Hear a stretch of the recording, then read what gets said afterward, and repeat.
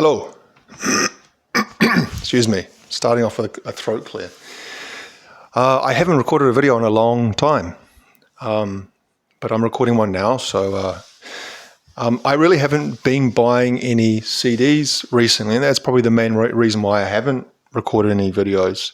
Although most of the CDs that I showed previously were always tend to be older stuff anyway. But if we think about, I talk about usually the way I buy CDs, it's either at secondhand shops, like secondhand charity op shops. I haven't been looking at those very much recently. And I've talked about their reason so many times over the last 18 months, is that when I go to those places now, it's just a much more, it's just slim pickings, basically. You spend a lot of time, kind of hours going around these shops, driving around, and then you just come up with nothing.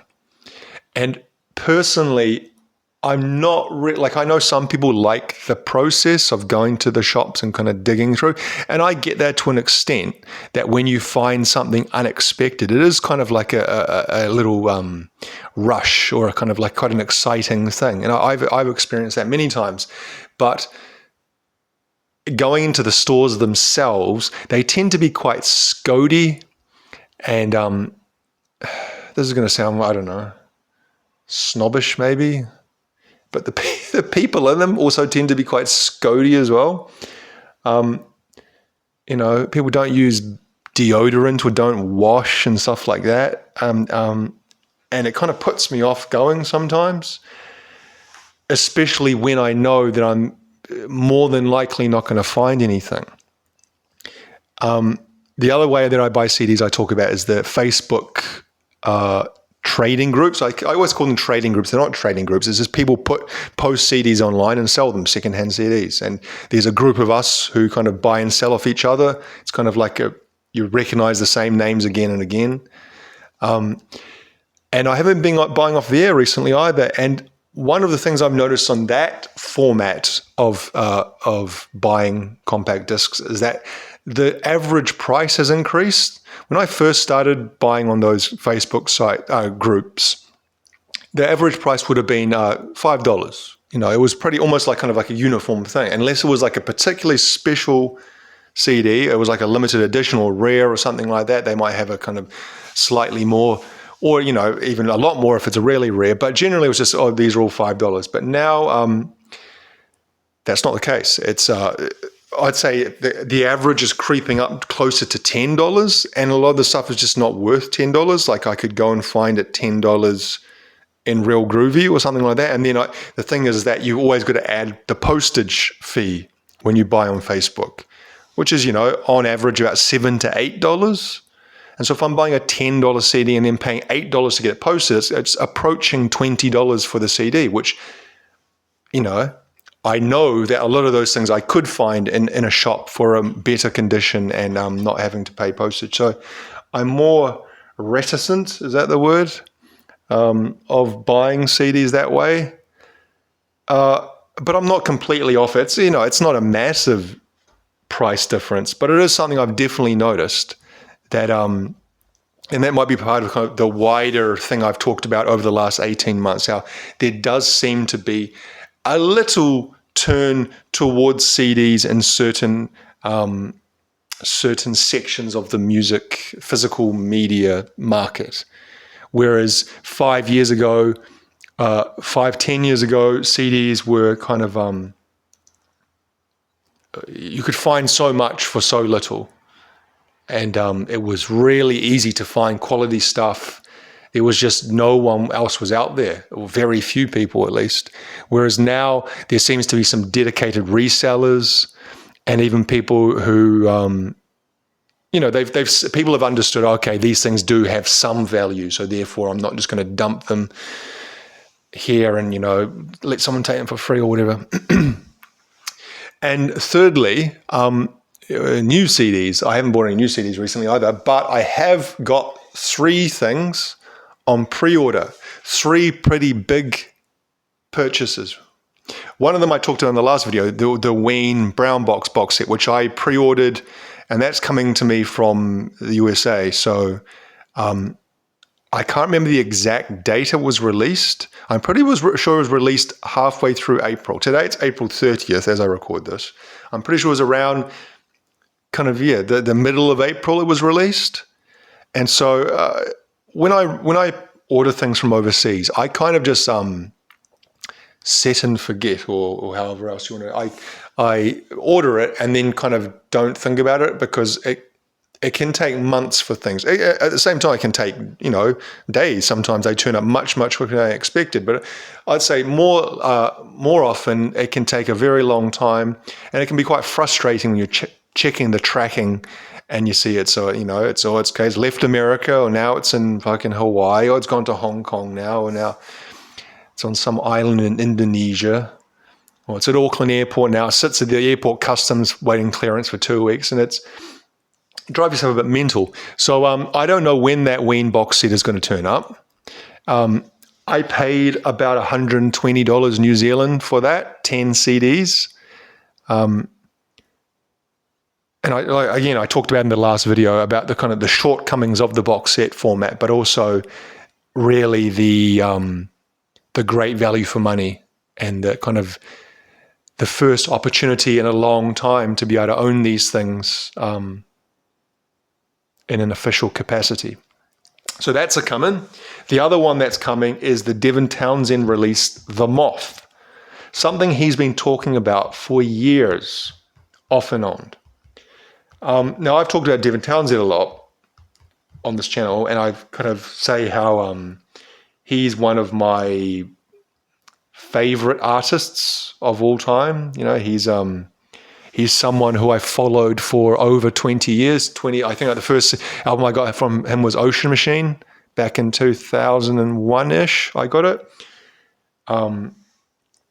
And I kind of almost buy anything he releases just kind of by default. Even when sometimes I don't buy it initially, I kind of go back and buy it eventually, like the Power Nerd album, which I talked about. How kind of for 2 years I didn't buy it, but then I thought, I'm going to get it. Anyway, he's releasing The Moth. And like I said, he's talked about The Moth as this project he's working on in the background for a long time. And I don't really fully understand what it is about. But regardless, he put a pre-order up a couple of months ago as well, and there's all different kinds of bundles with limited edition LPs and T-shirts and boxes. And I obviously just ordered the CD, the deluxe edition, I think, which is kind of 2 CDs and a signed postcard or something like that. And it was just normal price. It was actually fairly reasonable. With the shipping, as always, is what kind of bumps it up into stupid territory, but it wasn't that much.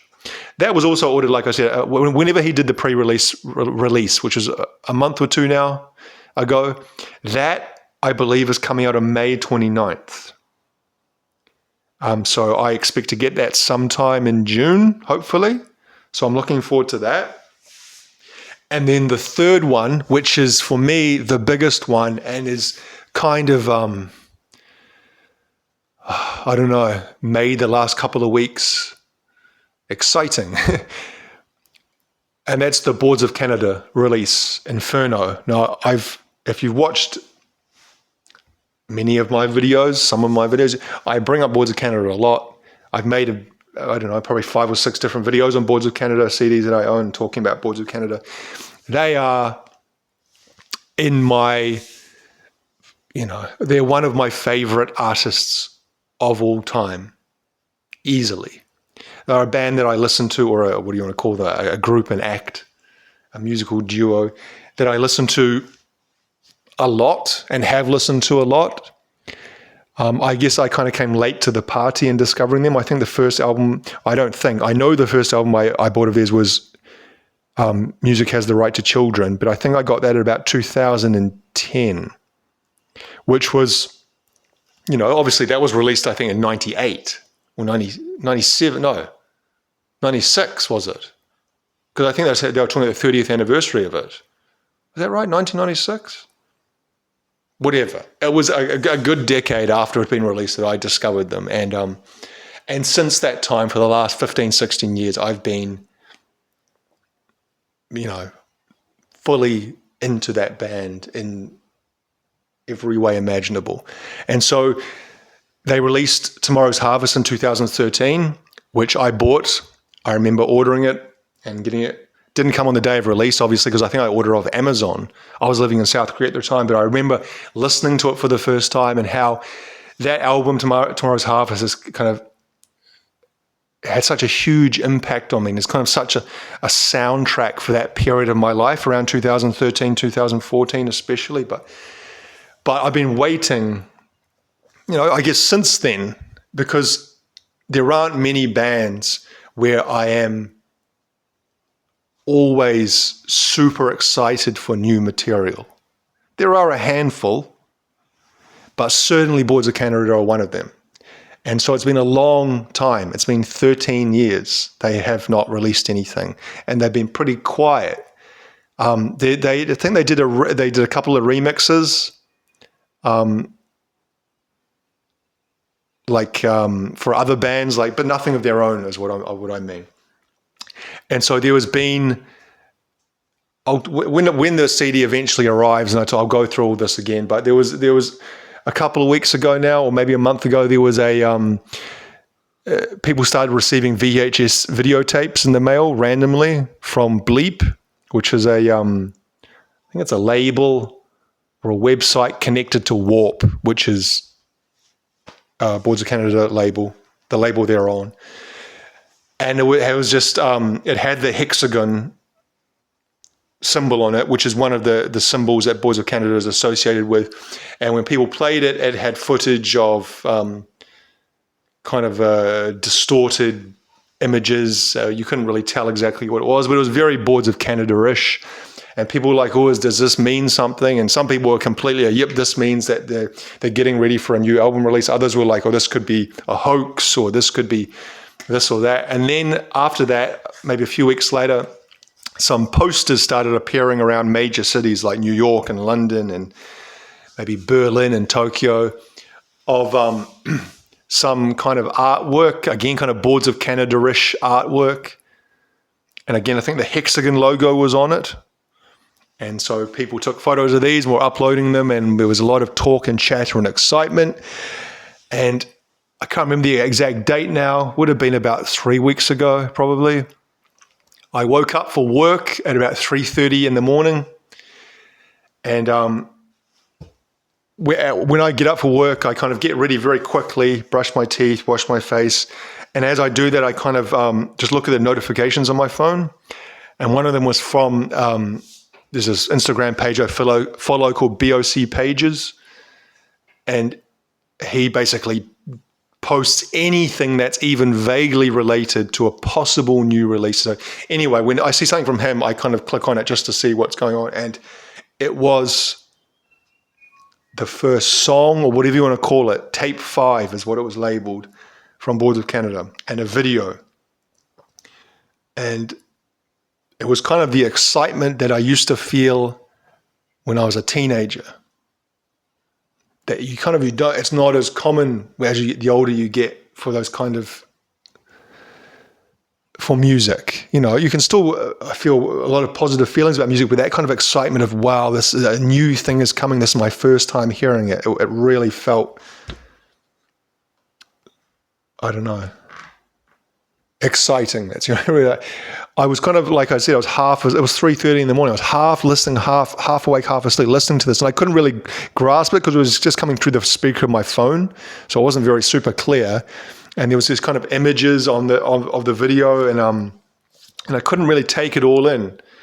So I thought, okay, I want to listen to this again and when I get a chance. So I drove into work, and I had a few minutes before my shift started. So I was sitting in my car. And I listened to it through my car. The Bluetooth, I hooked it up to the car speaker and listened. And it was like it was hearing it in a complete kind of full form. It was so beautiful. It's a real beautiful piece of music in the Boards of Canada way, slightly off-putting and, I don't know, a kind of tone of menace underneath it, but also had this kind of, there was a major key in it, so I kind of felt some kind of form of hope, or I I'm not good at describing those kind of aspects of music, the technical terms, but it was amazing. Going into work, walking to start a shift at work with that, just listening to that, it kind of such a huge, massive feeling. And also knowing that this is really happening, that actually, there was a lot of speculation that they were never going to release an album again. 13 years is a long time. 13 years of silence. It's not as though they're touring. It's not like Tool or something. Where Tool, they have communication with the press and they say, we're in the studio, this is happening, and they tour, and, these guys, it's kind of radio silence. And then a few weeks after that, just quite recently, it was about a week ago now, the album artwork was released and a release date. Inferno is the name of the album. And it's the release date the same day as The Moth by Devin Townsend, the 29th of May. Huge day in music for me, 29th of May, 2026. And so it's, huge is all I can really say. It's so exciting to be able to listen to that, to sit down and listen to that full album. So I kind of looking at my schedule, my work schedule. I have a work shift on that day. And so I'm kind of thinking, well, what should I do? You don't want to overdo it or take the day off work to listen to it. But I do want to be able to listen to it uninterrupted and undisturbed. To put the CD on, to sit down and listen, and not have family around kind of, living their lives in the house, because that's is distracting, and also not having to worry about going to work or before or after. So now, how am I going to get it? So when they released the release date and whatnot, they also released all the available packages, and as usual, it was kind of the main focus is on vinyl records, LPs, and they had different editions and limited editions and bundles with T-shirts and they also have the CD. I think it's just one. There's no deluxe edition. It's just the CD. And you could have bought it with a T-shirt. And I was going to buy with the T-shirt. But again, that would have been shipped from either the UK or the US. And the shipping is just ridiculous. And I guess the shipping would have increased because at the moment of what's happening in the world with oil supply and prices and whatnot. And so it's even more expensive. And so instead, I am pre-ordering it through a local music shop here in Auckland, and I can go and pick it up on the day it's released, just like in the old days. So that way, that makes more sense, doesn't it? It's $34 buying it that way. So paying $34 as opposed to paying however much it was to get it shipped here. And the other thing is it would be getting here in June, even if I did get it shipped, because obviously the shipping times. So that's what I'm doing in regards to that. And so that is 3 CD purchases I've made in the last couple of months, which not cheap, but all big purchases. And all things that don't really stay true to what is the name of this channel, Secondhand CD Reviews. But like I said, it's the secondhand market is kind of not what it once was. And so it's harder to kind of fully operate within it.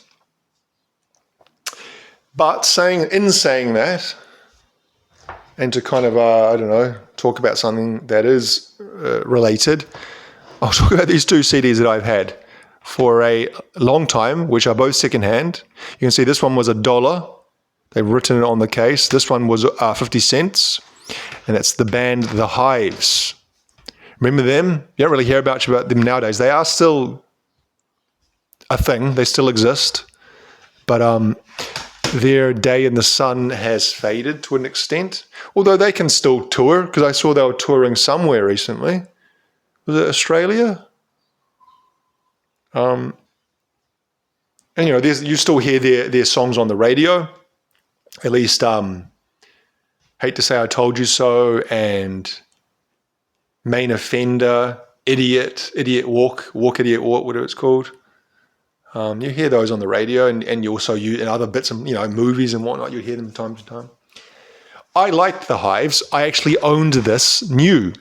The copy that I had was a digipack with a cardboard cover and then the plastic jewel case, the kind of combination plastic and cardboard. Back in about 2002, maybe I owned this. I can't actually remember. When was it released? Can't see a year. But I would guess, actually maybe it was later than 2002. Maybe it was more like 2003, 4. Oh, 2002. I was right, 2002. Which was really at the height of that whole garage rock, indie, how else would you refer to it? The bands, the Strokes, the White Stripes, the Hives. Who else? There were lots of others. I can't even think of the other ones. The Helicopters, although they were a bit earlier, but they were Swedish as well. The Donners. The Von Bondies. And on and on and on. And, the Years. This was right at that peak, wasn't it? 2002, because the Strokes released Is This It in 2001, which kind of was, or maybe the White Stripes. Which one would you say? Was it? I don't know which one you would consider kind of the main. Would be Elephant, maybe, or maybe the one before Elephant. What was the one before Elephant? I can't remember. But anyway, around that era, obviously, is what I'm trying to say. 2001, 2002. I remember these guys played on the MTV Music Video Awards together with the White Stripes, which obviously is a kind of a sign of their cultural place at that time, and about 2002-ish, 2001, 2002. And there was a lot of rock music on the radio and on TV, and it was kind of like, a lot of young people listened to rock music 23 years ago, 24 years ago. Which just seems like yesterday, which I know I always say this and probably sounds very old manish, but it just seems so recent. And kind of I've been having a little bit of nostalgia for that era recently, that kind of early 2000s era. Kind of as you get older, the nostalgia kind of drags further into your youth, whereas it was mostly the 90s when I was a teenager. That was what I really felt strong nostalgia for. But now I feel it's kind of, as I get into my 40s, the nostalgia drags along behind me into the 2000s. Maybe eventually I'll feel nostalgia for the 2020s when I'm a really old man. Probably not, but who knows. But yeah, I think they had some good songs, if not a little samey. Hate to say I told you so, like I said, Main Offender, Die Alright, aka Idiot, The Hives of the Law, You Are Crime. I thought that the singer, Pele, was a great frontman. Used a lot of the kind of the cliches of all the famous rock stars, kind of Jagger and James Brown and whoever else you want to name, and kind of incorporate them into one character mold of his own. They had kind of names, like character names, like here we go. Vigilante Karlstrom, Nicholas Arson, Dr. Matt Destruction, Howlin' Pele Ungfist, and Chris Dangerous. I think two of those guys are brothers. I think Pele is in there with his brother. One of those guys is Pele's brother. It's not Matt Destruction, whatever his name is. And I don't think it's that guy there. I think it's one of those two. The Ungfist brothers. And now something that really dates this is you see the bonus MPEG videos for Main Offender, Hate to Say I Told You So, and AKA Idiot, and Die Alright, the 4 singles. Remember MPEG videos? So you'd put this in and you would watch a relatively low quality version of the video. It would be like like 144p type quality. It wouldn't be, even though it's coming off the disc, it wasn't like, from my memory at least, because I had a lot of CDs with these bonus videos on them. And you're thinking about them now, they're all really pixelated and blocky. And the other one, which came several years later, and we can tell this by the CD jewel case. It's one of those very strong, robust, rounded edge dealies with a little release button. Click. A very kind of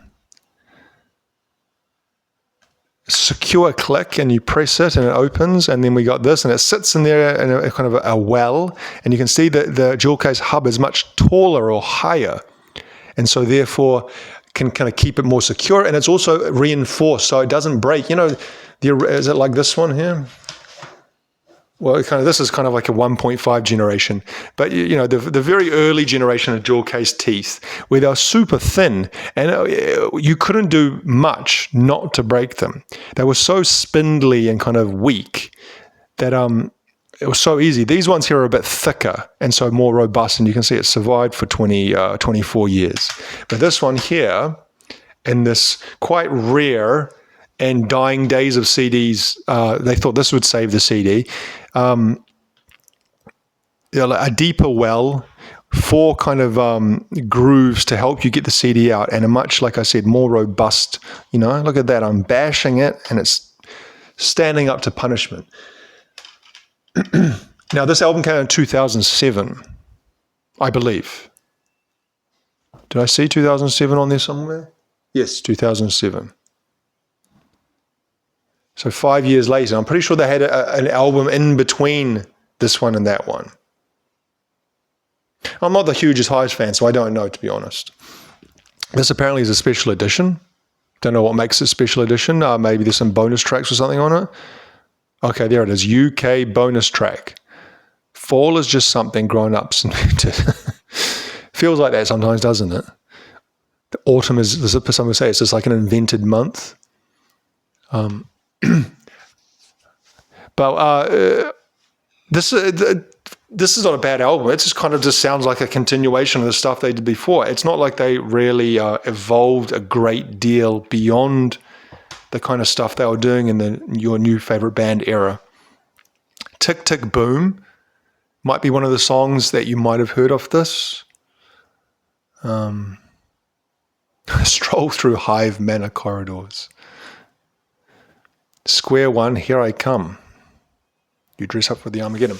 And the other thing with these robust kind of jewel cases is that it's harder to get the booklet out because it's kept in on both sides. You got the tabs on left and right. Maybe that's the coat of arms from the Hives Manor they were referring to. So that's, I'm not going to say who they are, but I'm going to see if you can, because by this stage, was he? No, he was still in the band. That guy has left the band subsequently. He left around 2010, I remember reading.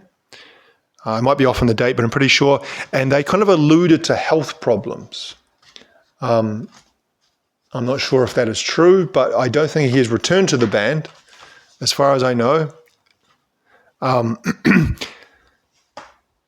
But yes, like I say, they are still a going concern. The Hives do still exist. And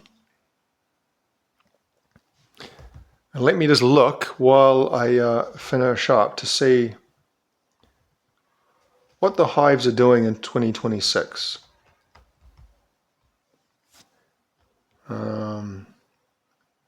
Okay, well, they got tours. They're touring Europe. I can see the first thing that when I Google it, they're playing a show in Nuremberg in Germany. 2 shows in Nuremberg in Germany. On the same day. Well, there must be some kind of festival going on. Is that the Nuremberg festival thing?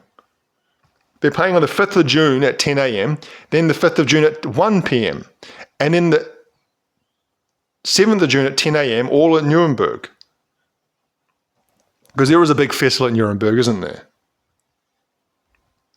It's like I don't know if that's it, but to play twice on the same day, that's not normal. Did they ever? No, it says 1993 to the present, so they haven't had any hiatuses.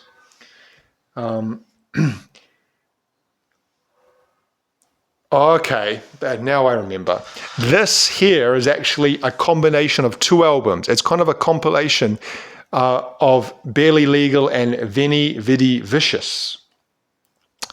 And we've talked about this before as well, that when a band comes around and gets some kind of success or popularity, they often go back and repackage the older albums as a way of kind of introducing those to the newer fans.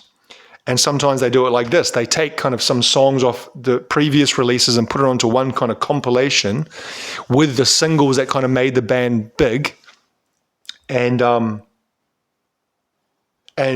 release that as a way of kind of, I don't know, bolstering sales, or it's, I don't know how I should really describe that process, but it's a thing that happens. So it says, your new favorite band, which is this one, is a collection by the Hives released in 2001, featuring tracks from their first 2 albums and the AKA Idiot EP. The decision to release such a compilation was made with the intention of achieving mainstream success in the UK and other territories. Well, there you go. Okay, so some of the songs on there were like 5 years old when they were released on this. Then they released Tyrannosaurus Hives in 2004, and then this in 2007. And then since that, they've released a series of albums. The last one was last year, 2025. But they had a 10-year gap between Lex Hives in 2012 and the death of Randy Fitzsimmons in 2023. Well, there you go. Okay, my voice is giving out, so I'm going to end it there. But I did what I wanted to do. I wanted to talk about what was happening in the CD world, or at least in my life, and just talk about some secondhand CDs to keep with the theme of the channel. Yeah, well, thank you for watching, if you have watched this far, which I really highly doubt anyone has, but thank you if you have. Bye-bye.